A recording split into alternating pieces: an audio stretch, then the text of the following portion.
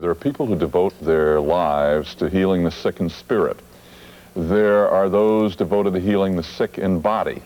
Steve Fox went to the Mississippi Delta. He found a remarkable woman who does both.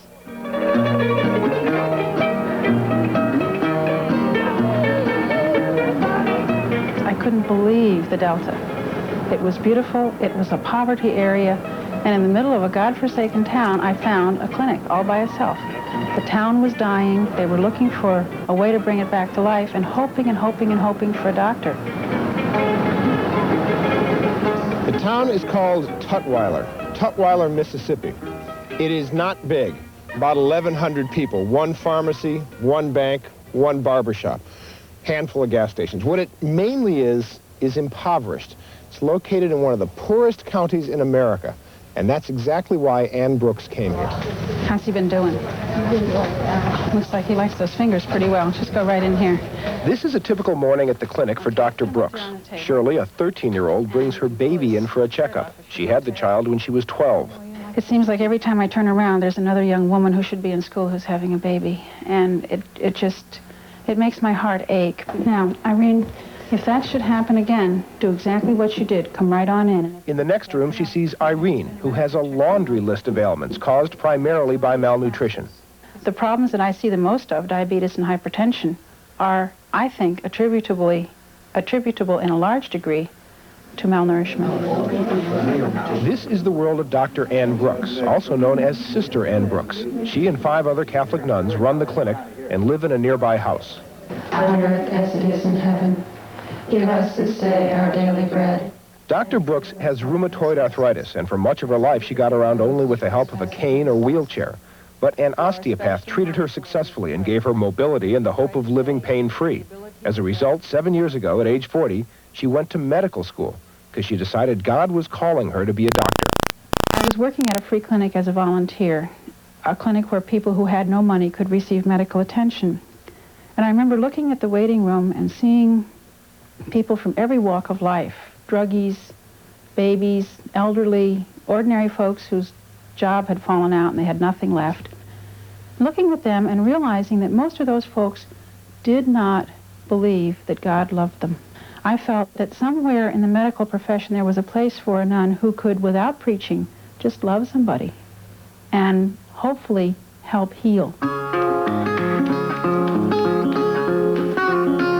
This is the Mississippi Delta, cotton country. They still call these farms plantations. Cotton still provides most of the jobs. The workers often live in homes on the plantations called field hand quarters. Some are nice, some aren't. Some don't even have indoor plumbing. You can still find scenes like these. The mansion with tiny servants' quarters next door. The small country church with an outhouse.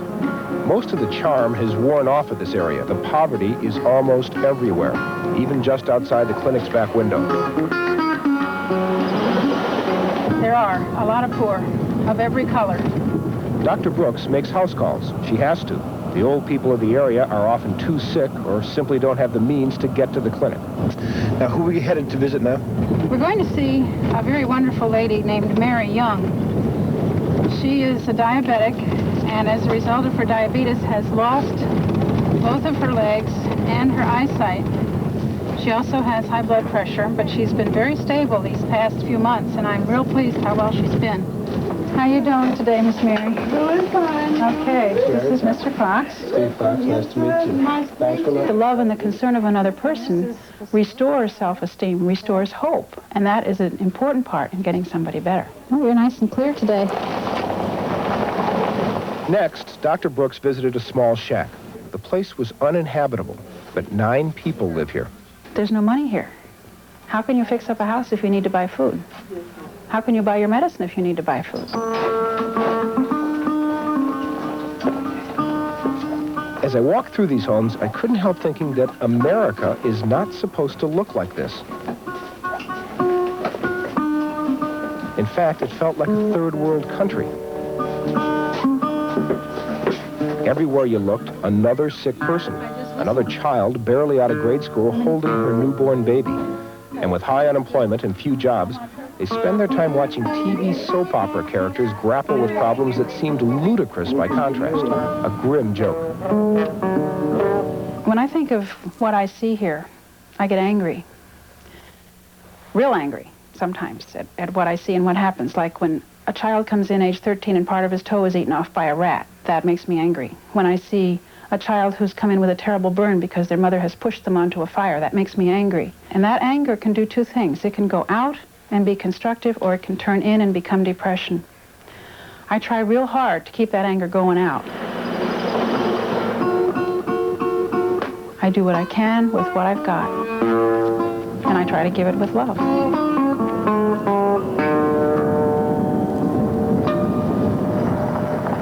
Sister, doctor, what a role model for all of us. Thank you, sister.